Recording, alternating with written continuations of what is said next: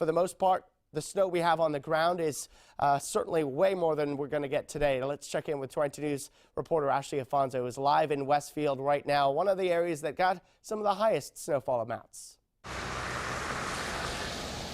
Good morning to you, Nick. 17 inches of snow is how much residents here in Westfield will need to dig out from. If you tried to do some of that cleaning up last night, the snow was still falling on you, so you might have to still clean up a little bit of it this morning. Some of the cars, if you cleaned them off last night, still have a thin layer of snow and ice on them. So that's also something to be aware of as you head out the door this morning to start cleaning up from yesterday's snowstorm. Now, as for the roads here this morning, some of the main roads are pretty clear. It's the side roads that we are really seeing a layer of snow on, some of that compacted and turning into ice. So give yourself some extra time as you head out the door this morning. Another thing to be aware of is while the wind isn't quite as bad as it was last night, it is still playing a factor this morning and is still blowing snow into some parts of the road. So even if they have been plowed, which plow crews have been out throughout the night trying to keep the roads clear, we are still seeing a little bit of snow on the roads this morning. And as for shoveling, the snow is more compacted,